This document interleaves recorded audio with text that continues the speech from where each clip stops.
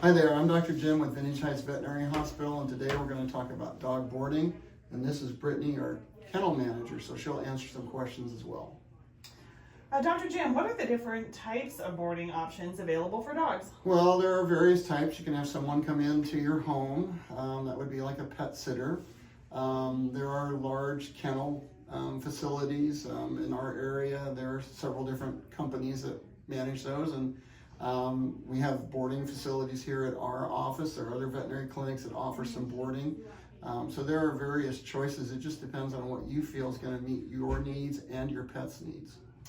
Dr. Jim, is boarding safe for dogs? Generally, yes. Can dogs develop stress, diarrhea because they're not at home? Absolutely. Sometimes we'll have dogs that because they like to bark a lot when they're in boarding. When they go home, they're a little bit hoarse. But generally, they're well cared for. We provide, the food and water, the shelter, take them for walks and so forth. So we try to care for your pet just like it was our own. Dr. Jim, how do I know if my dog is a good candidate for boarding? It really depends on, is your dog personable with other people, which for most people is going to be yes, absolutely. Does your dog interact well with other dogs, that type of thing. On the other hand, if your dog is more, gosh, I don't like to step out of the house, I don't like to meet new people or strangers, then maybe that's where a pet sitter might be more appropriate. But again, you know your dog, and generally they do quite well. Dr. Jim, are there dogs that should not be boarded? Absolutely. Obviously, if your dog is sick, such as coughing or vomiting and diarrhea, those are not conditions that we would recommend boarding with. And then there are some dogs that, because of their personality, they don't acclimate well with new people or new surroundings, and frankly, they can become aggressive. And again, that's probably not the best situation to board that kind of dog. Dr. Jim, what should I do to prepare my dog for boarding? Really, there's not a whole lot that you have to do. You basically want to gather up their food, any medications that they're on. If there are specific needs that they have, such as the medication is given at this time or the food is split up in this kind of feeding pattern, we'd certainly want to know that. We'd ask that you type that out. And most other facilities, again, it's just providing basic information.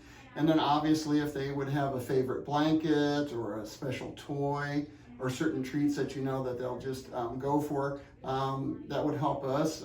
Again, we want to make them feel comfortable and at home. What do I need to bring for my dog to the boarding facility that would make them more comfortable, Brittney? You can bring blankets, treats, any certain toy that might be their favorite. Anything that they are comfortable with that will make them feel more comfortable being here. Dr. Jim, what information should I share with the boarding facility before I leave? We need contact information, where you're at, how do we get a hold of you in case there's an emergency.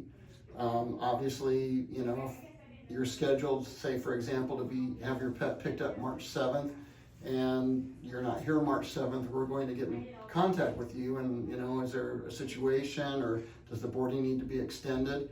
And then obviously, as I alluded to before, any special needs that your pet has, such as medication, special food, special handling. For example, if you have an older dog with severe osteoarthritis, maybe they take longer or need assistance in getting up. Just general things to help us make your pet happy and feel comfortable.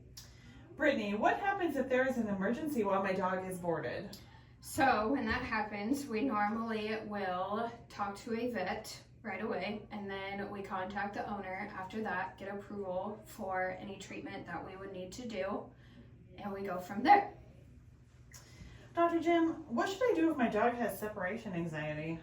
Obviously, you need to come and talk to the veterinarian because there are medications that we can use, such as fluoxetine, clomipramine. There's different things that we can do to alleviate that, and there are various degrees of separation anxiety. Some can be mild, some can be moderate, some can be quite severe.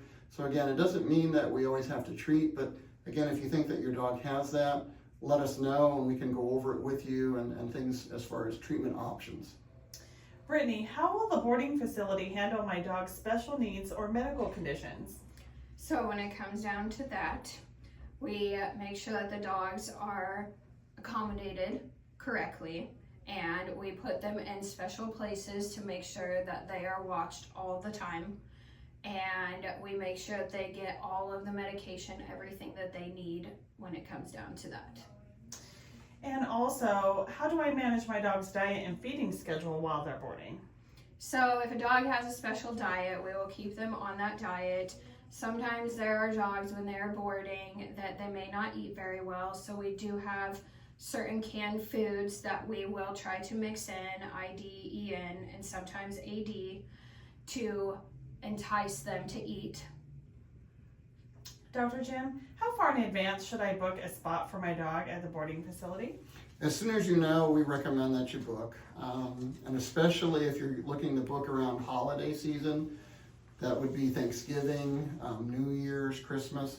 Those tend to fill up fairly quickly. And so we have people that will book things out sometimes 6 months in advance. So again, once you know for sure, book, and that way you know that you're covered. So if you have any other questions about boarding, please give us a call. Our number is 402-489-0501. Otherwise, thank you for watching.